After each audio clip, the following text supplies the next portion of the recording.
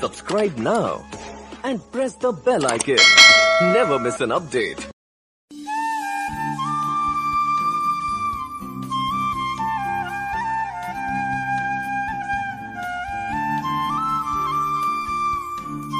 मंत्रीगणों तथा सेवकों ने महाराज की आज्ञानुसार श्यामकर्ण घोड़ा चतुरंगिनी सेना के साथ छुड़वा दिया। महाराज दशरथ ने देश देशांतर के मनस्वी, तपस्वी, विद्वान ऋषि मुनियों तथा वेदविज्ञ प्रकांड पंडितों को यज्ञ संपन्न कराने के लिए बुलावा भेज दिया। निश्चित समय आने पर समस्त अभ्यागतों के साथ महाराज दशरथ अपने गुरु वशिष्ठ जी तथा अपने परम मित्र अंग देश के अधिपति लोकपाद के जामाता ऋग ऋषि को लेकर यज्ञ मंडप में पधारे। इस प्रकार महान यज्ञ का विधिवत शुभारंभ किया गया। संपूर्ण वातावरण वेदों की ऋचाओं के उच्च स्वर में पाठ से गूंजने तथा समिधा की सुगंध से महकने लगा। समस्त पंडितों, ब्राह्मणों, ऋषियों आदि को यथोचित धन धान्य, दो आदि भेज करके सादर विदा करने के साथ यज्ञ की समाप्ति हुई। राजा दशरथ ने यज्ञ के प्रसाद चरा को अपने महल में ले जाकर अपनी तीनों रानियों में वितरित कर दिया। प्रसाद ग्रहण करने के परिणाम स्वरूप परमपिता परमात्मा की कृपा से तीनों रानियों ने गर्भ धारण किया। जब चैत्र मास के शुक्ल पक्ष की नवमी तिथि को पुनर्वसु नक्षत्र में सूर्य, मंगल, शनि, बृहस्पति तथा शुक्र अपने अपने उच्च स्थानों में विराजमान थे, कर्क लग्न का उदय होते ही महाराज दशरथ की बड़ी रानी कौशल्या के गर्भ से एक शिशु का जन्म हुआ जो कि श्याम वर्ण, अत्यंत तेजोमय, परम कांतिवान तथा अद्भुत सौंदर्यशाली था। उस शिशु को देखने वाले ठगे से रह जाते थे।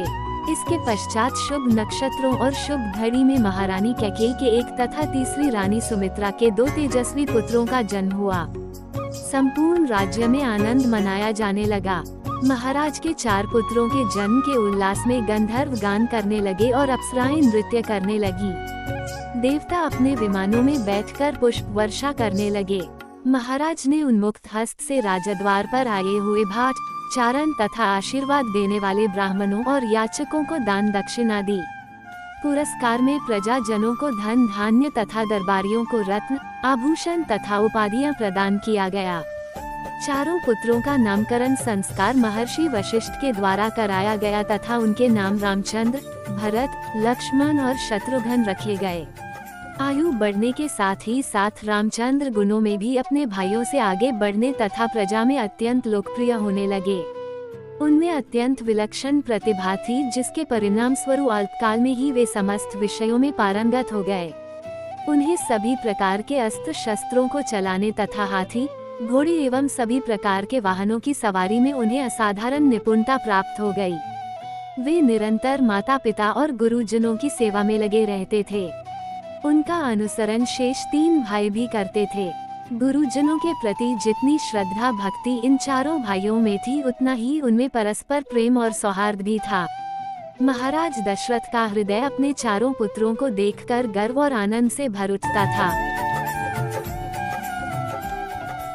अयोध्यापति महाराज दशरथ के दरबार में यथोचित आसन पर गुरु वशिष्ठ, मंत्रीगण और दरबारीगण बैठे थे।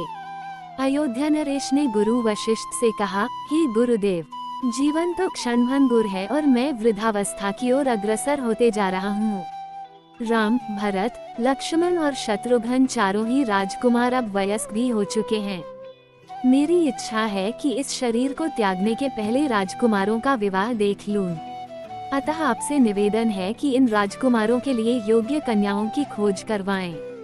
महाराज दशरथ की बात पूरी होते ही द्वारपाल ने ऋषि विश्वामित्र के आगमन की सूचना दी। स्वयं राजा दशरथ ने द्वार तक जाकर विश्वामित्र की अभ्यर्थना की और आदर पूर्वक उन्हें दरबार के अंदर ले आए तथा गुरु वशिष्ठ के पास ही आसन देकर उनका यथोचित सत्कार किया। कुशल क्षेम पूछने के पश्चात राजा दशरथ ने विनम्र वाणी में ऋषि विश्वामित्र से कहा, हे मुनिश्रेष्ठ, आपके दर्शन से मैं कृतार्थ हुआ तथा आपके चरणों की पवित्र धूलि से यह राजदरबार और संपूर्ण अयोध्यापुरी धन्य हो गई। अब कृपा करके आप अपने आने का प्रयोजन बताइए। किसी भी प्रकार की आपकी सेवा करके मैं स्वयं को अत्यंत भाग्यशाली समझूंगा। राजा के विनयपूर्ण वचनों को सुनकर मुनि विश्वामित्र बोले, हे राजन, आपने अपने कुल की मर्यादा के अनुरूप ही वचन कहे हैं। इक्ष्वाकु वंश के राजाओं की श्रद्धा भक्ति गौ, ब्राह्मण और ऋषि मुनियों के प्रति सदैव ही रही है। मैं आपके पास एक विशेष प्रयोजन से आया हूँ, समझिए कि कुछ मांगने के लिए आया हूँ। यदि आप मुझे वांछित वस्तु देने का वचन दे तो मैं अपनी मांग आपके सामने प्रस्तुत करूँ। आपके वचन न देने की दशा में मैं बिना कुछ मांगे ही वापस लौट जाऊंगा। महाराज दशरथ ने कहा, हे ब्रह्मर्षि, आप निसंकोच अपनी मांग रखें। संपूर्ण विश्व जानता है कि रघुकुल के राजाओं का वचन ही उनकी प्रतिज्ञा होती है। आप मांग तो मैं अपना शीश काटकर भी आपके चरणों में रख सकता हूँ। उनके इन वचनों से आश्वस्त ऋषि विश्वामित्र बोले, राजन, मैं अपने आश्रम में एक यज्ञ कर रहा हूँ। इस यज्ञ के पूर्णाहुति के समय मारीच और सुबाहु नाम के 2 राक्षस आकर रक्त, मांस आदि अपवित्र वस्तुएं यज्ञ वेदी में फेंक देते हैं। इस प्रकार यज्ञ पूर्ण नहीं हो पाता। ऐसा वे अनेक बार कर चुके हैं। मैं उन्हें अपने तेज से श्राप देकर नष्ट भी नहीं कर सकता, क्योंकि यज्ञ करते समय क्रोध करना वर्जित है। मैं जानता हूँ कि आप मर्यादा का पालन करने वाले ऋषि मुनियों के हितैषी एवं प्रजावत्सल राजा हैं। मैं आपसे आपके ज्येष्ठ पुत्र राम को मांगने के लिए आया हूँ, ताकि वह मेरे साथ जाकर राक्षसों से मेरे यज्ञ की रक्षा कर सके और मेरा यज्ञानुष्ठान निर्विघ्न पूरा हो सके। मुझे पता है कि राम आसानी के साथ उन दोनों का संहार कर सकते हैं। अतः केवल 10 दिनों के लिए राम को मुझे दे दीजिए। कार्य पूर्ण होते ही मैं उन्हें सकुशल आपके पास वापस पहुंचा दूंगा। विश्वामित्र की बात सुनकर राजा दशरथ को अत्यंत विषाद हुआ। ऐसा लगने लगा कि अभी वे मूर्छित हो जाएंगे। फिर स्वयं को संभालकर उन्होंने कहा, मुनिवर, राम अभी बालक है। राक्षसों का सामना करना उसके लिए संभव नहीं होगा। आपके यज्ञ की रक्षा करने के लिए मैं स्वयं ही जाने को तैयार हूँ। विश्वामित्र बोले, राजन, आप तनिक भी संदेह न करें कि राम उनका सामना नहीं कर सकते। मैंने अपने योग बल से उनकी शक्तियों का अनुमान लगा लिया है। आप निश्चिंत होकर राम को मेरे साथ भेज दीजिए। इस पर राजा दशरथ ने उत्तर दिया, हे मुनिश्रेष्ठ, राम ने अभी तक किसी राक्षस के माया प्रपंचों को नहीं देखा है और उसे इस प्रकार के युद्ध का अनुभव भी नहीं है। जब से उसने जन्म लिया है, मैंने उसे अपनी आंखों के सामने से कभी ओझल भी होने नहीं दिया है। उसके वियोग से मेरे प्राण निकल जावेंगे। आपसे विनय है कि कृपा करके मुझे ससैन्य चलने की आज्ञा दें। पुत्रमोह से ग्रसित होकर राजा दशरथ को अपनी प्रतिज्ञा से विचलित होते देख ऋषि विश्वामित्र आवेश में आ गए। उन्होंने कहा, राजन, मैं नहीं जानता था कि रघुकुल में अब प्रतिज्ञा पालन करने की परंपरा समाप्त हो गई है। यदि जानता होता तो मैं कदापि नहीं आता। लो, मैं अब चला जाता हूँ। बात समाप्त होते होते उनका मुख क्रोध से लाल हो गया। विश्वामित्र को इस प्रकार क्रुद्ध होते देखकर दरबारी एवं मंत्रीगण भयभीत हो गए और किसी प्रकार के अनिष्ट की कल्पना से वे कांप उठे। गुरु वशिष्ठ ने राजा को समझाया, हे राजन, पुत्र के मोह में ग्रसित होकर रघुकुल की मर्यादा, प्रतिज्ञा पालन और सत्यनिष्ठा को कलंकित मत कीजिए।